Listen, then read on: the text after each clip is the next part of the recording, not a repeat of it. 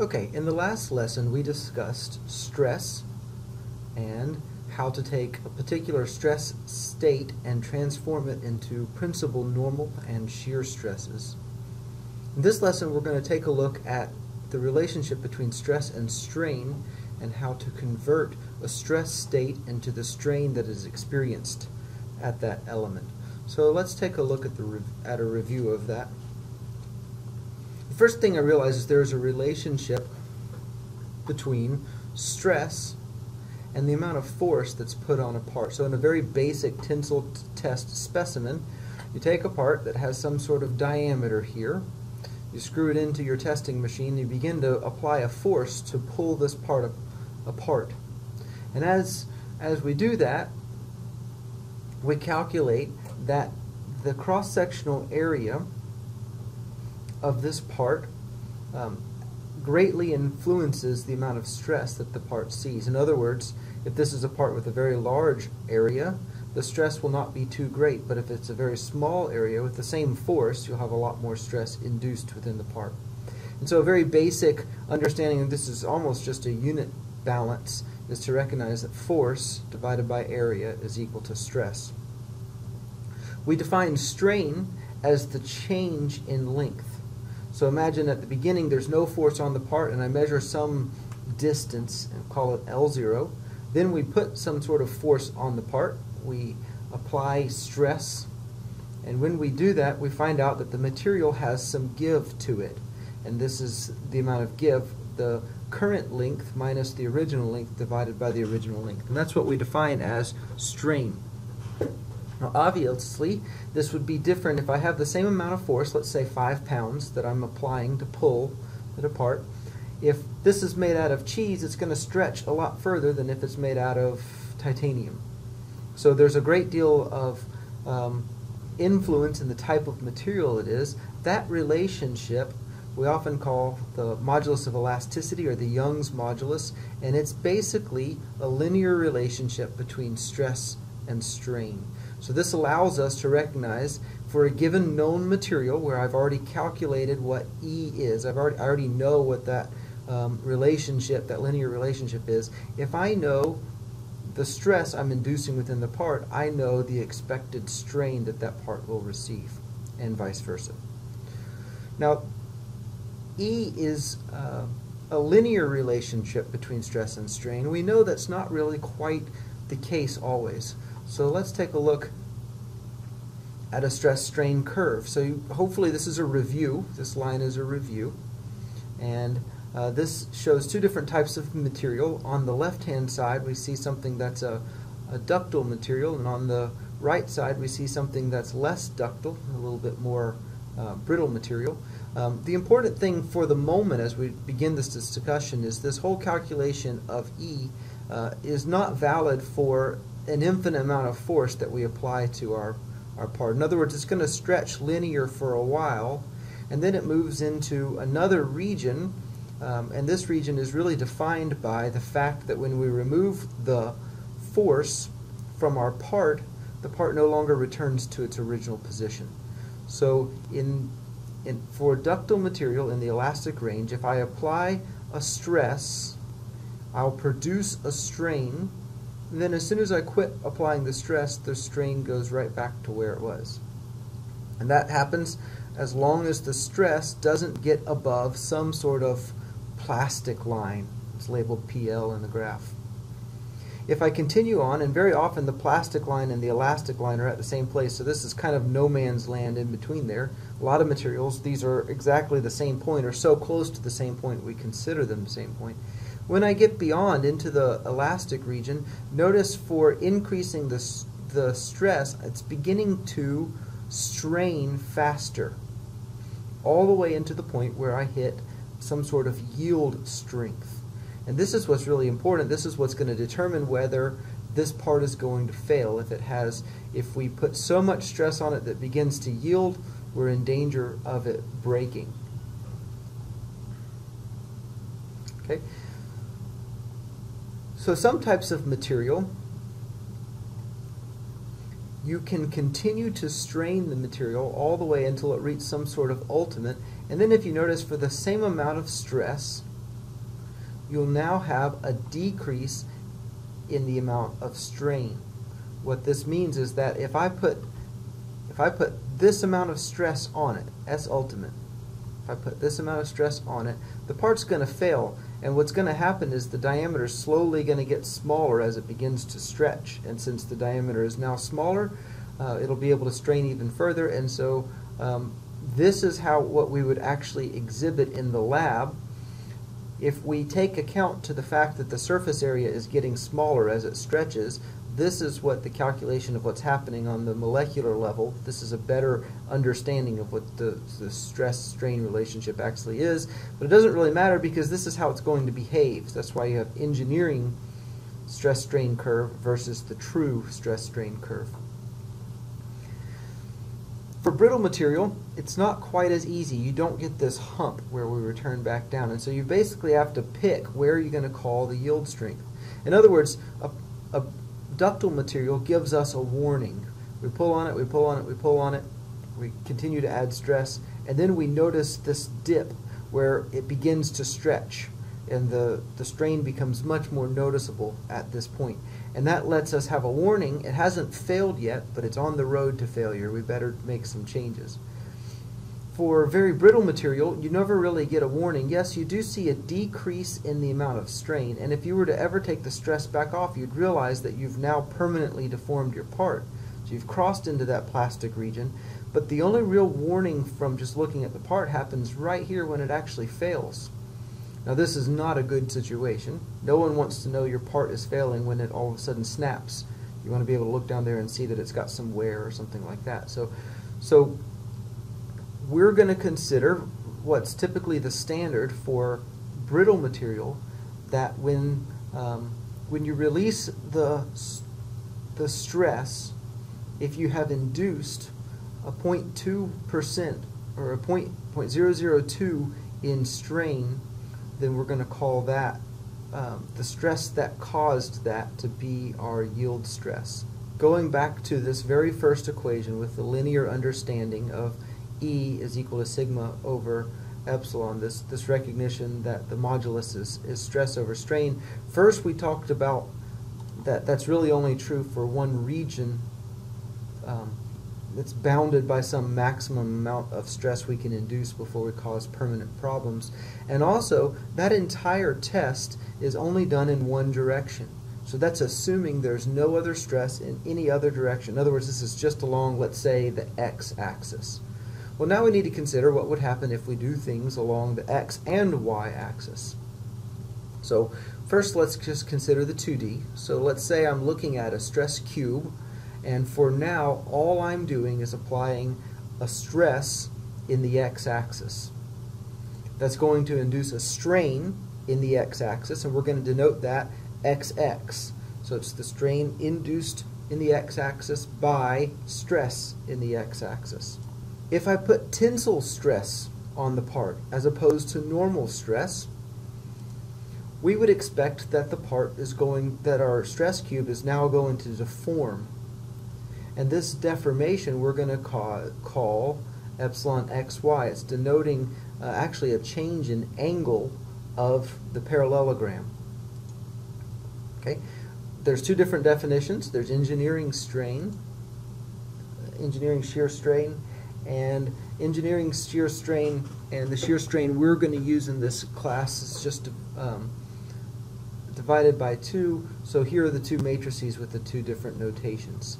So we have these strains on the diagonal that have to do, they are caused by strain from normal stress, and the off-diagonal terms are caused by strain because of the shear stress. So that gives us some understanding about what's beginning to happen in our x and y and even z directions. But now we need to recognize that there's another tensor involved. We cannot just do simple matrix math. In other words, E is not a constant for every direction of the strains. Remember, these off-diagonal terms have to do with angles, and the on-diagonal terms have to do with basically percent of change of length, while this is percent of change of angle. And so all of that combined together means that there's not just this very clear relationship between a matrix of our stress state and the matrix of our strain. So let's see if we can illustrate that a little bit better. Suppose I put a stress in the x direction. I would expect that the part is going to move in that direction, but notice what happened in the y and z direction. We can't create more material, so the material has to change shape. So if it strains in the x direction positively, it's going to have to strain in the y and z direction negatively. In other words, it's longer now in the x direction, which means it has to be shorter in the y direction and the z direction. And we know from experiments, here's our linear relationship that we've already talked about, and we know from experience that there is this Poisson's ratio that defines how the strain in this y and z direction, the off directions, relates to the modulus of elasticity. So this gives us some sort of relationship of when I stretch in the x direction, how much do I stretch in the y and z direction. Okay, so I have that in the x direction.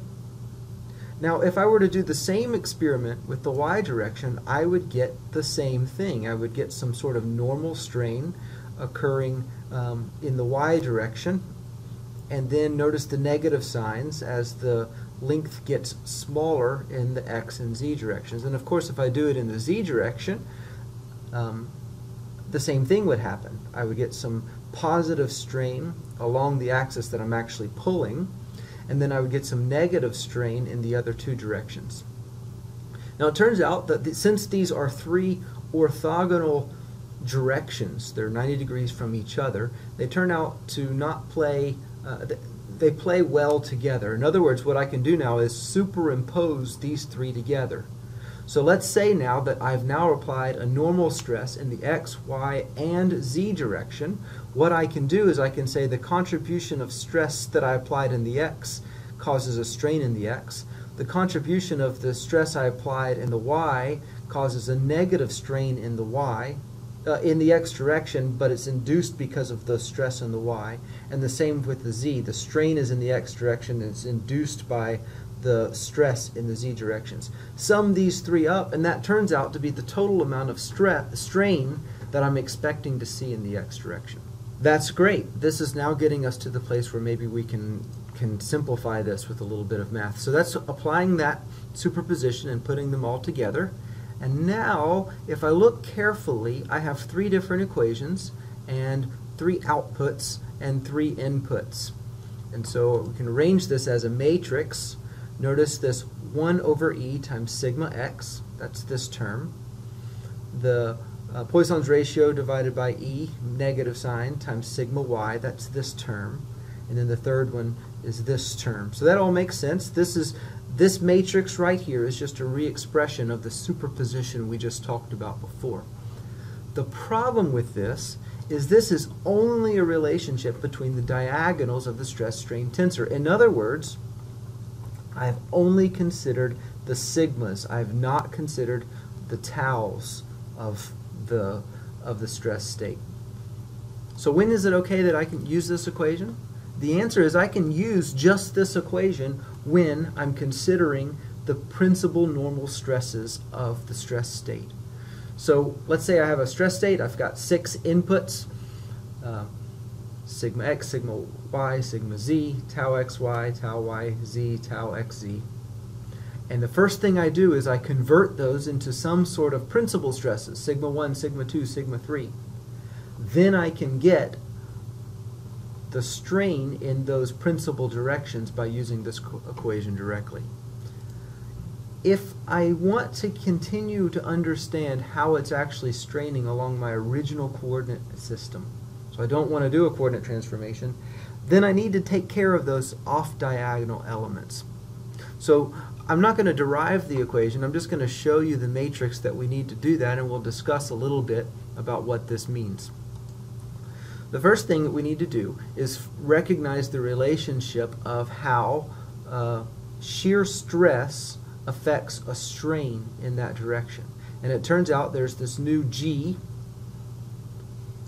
And the G term is the relationship. Again, E and G are both found by taking a known material, putting known loads on it, watching the way it responds, and recording it over and over and over and over again until I'm guaranteed that I understand how that material behaves.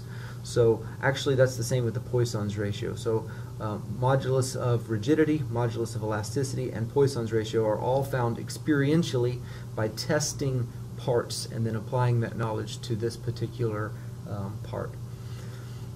What we have here is what can be called a block diagonal matrix, and what that means is here's a matrix, a 3 by 3 matrix, here's a matrix, a 3 by 3 matrix, and it's zeros on the other two matrices. So this is kind of subdivided into 4 3 by 3 matrices. There's a lot of zeros in here, but the point is that this now gives me something. If I have sigma x, sigma y, sigma z, if I have an actual stress state, this is now applied stresses and not principal stresses, I can go directly into understanding what the applied strains are. Keep in mind, these will not be the maximum strains that are caused. These will only be the strains in the direction, the original coordinate direction of the system. Okay, let's do an example, and then we'll talk more about this in class.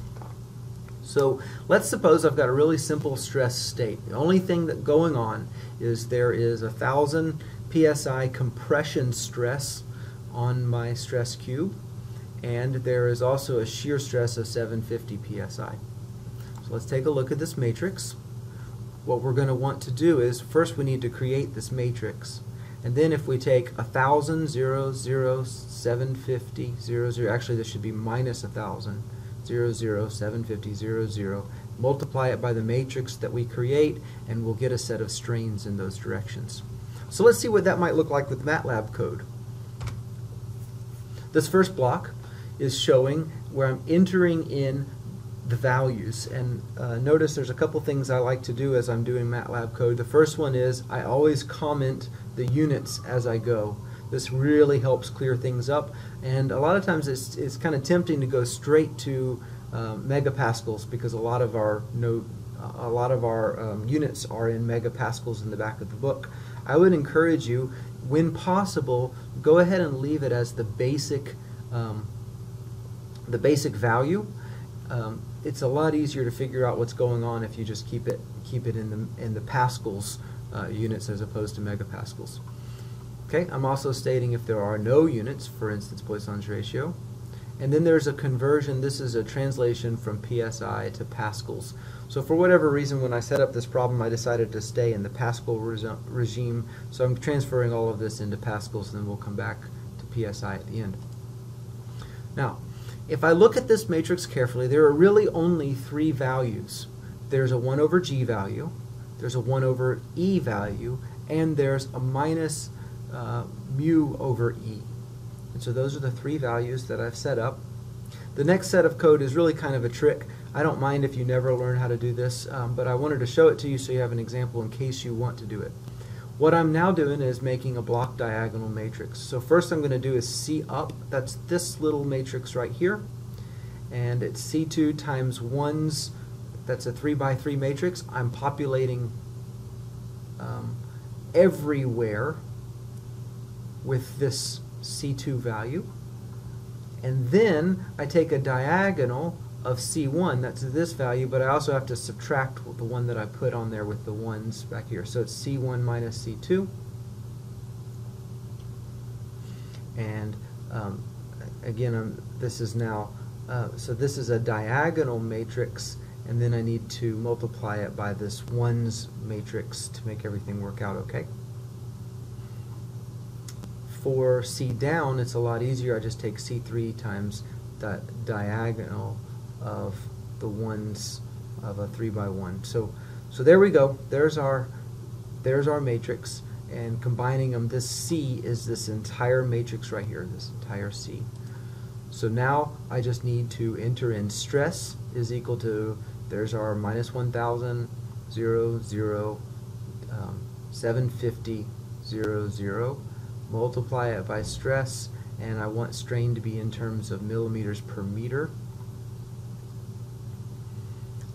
So notice something interesting here. I'm not, at the end of this problem, going back to